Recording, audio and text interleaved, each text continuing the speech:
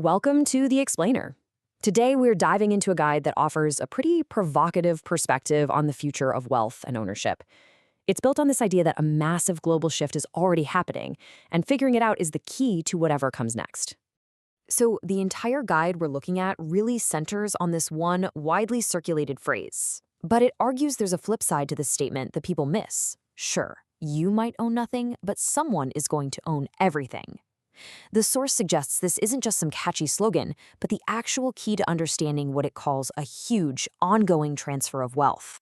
Okay, so here's how we're going to break this down. First, we'll explore the problem as the source sees it, this vision of a future with centralized control. Then we'll get into its three-step survival guide, which is designed for anyone who wants to stay an owner, not just a consumer. Right, so the guide kicks off by painting this picture of a future where it claims global organizations and so-called central planners are actively working to centralize all the major assets. And the end result, from this point of view, is that most of us just become renters and consumers in a world we don't actually own. A key tool in this whole agenda, according to the guide, is something called central bank digital currencies, or CBDCs.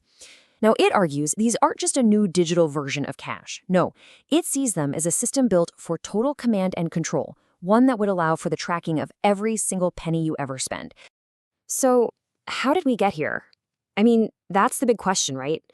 Well, to understand the situation we're in today, the source material tells us to look back at one single critical year that it says changed absolutely everything, 1971.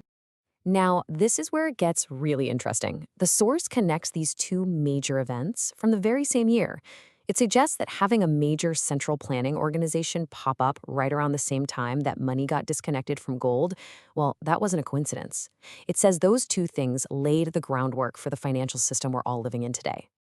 And this slide just perfectly illustrates that fundamental shift. The guide argues that what we call money was completely transformed. Before 1971, it was tied to something real, a tangible asset, gold. But after 1971, it became what we know as fiat currency. That's money that's not backed by a physical thing, it's just backed by a government's promise. The source argues this basically turns money into a form of government debt, something that can be created out of thin air in unlimited amounts. Okay, so that's the problem. Now let's get into the solution. We're moving to the first part of the guide's three-step plan. This is its first strategy for how to navigate this new world. So, the very first step, according to this guide, is all in your head. It's about fundamentally redefining what you even consider to be money. The argument is pretty simple. You need to stop trading your valuable time and your energy for what it calls fake money. The guide draws a really sharp line in the sand here. It pushes for a shift away from piling up fiat currencies, which it says are literally designed to lose value over time, and toward what it calls God's money. We're talking about physical, tangible assets like gold and silver that have held their value for, thousands of years. And that's the crucial point right there. It's about changing your mindset, changing your unit of account. The source claims the wealthy already get this. They don't measure their wealth in a currency that can be printed into oblivion. They measure it in hard assets, ounces of gold, acres of real estate, the number of businesses they own. All right, let's talk about the second step in this survival guide. And this one, well, it flies directly in the face of the financial advice most of us have heard our entire lives. Step 2 is all about learning to use debt as a weapon. The guide argues that while most people are taught that debt is a four-letter word to be avoided at all costs, the wealthy have actually mastered it and use it to their massive advantage. So the source splits debt into two totally different categories.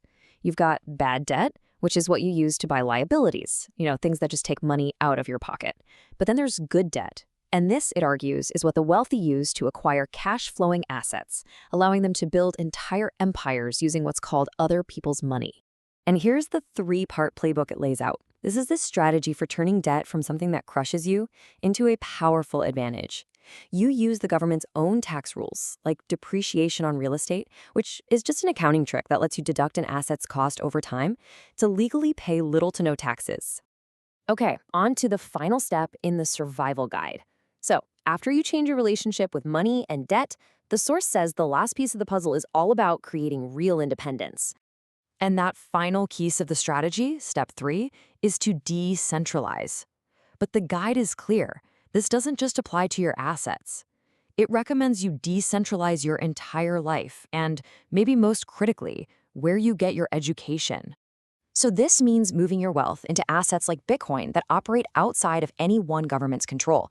It means you stop getting your education from traditional institutions and instead seek out real-world mentors who are actually doing the thing they teach. And finally, it means you have to rethink where you live to make sure you're not totally dependent on any single government. And the source has a name for this concept: geographical arbitrage. It's this idea of strategically picking where you live and run your business to legally optimize your financial freedom, taking advantage of all the different tax policies and lifestyles that are available around the world. So, when you boil it all down, the single most important point from this guide is its focus on financial education. It basically frames our current global situation as one of two things. It's either a terrifying crisis, or it's the single greatest opportunity in human history.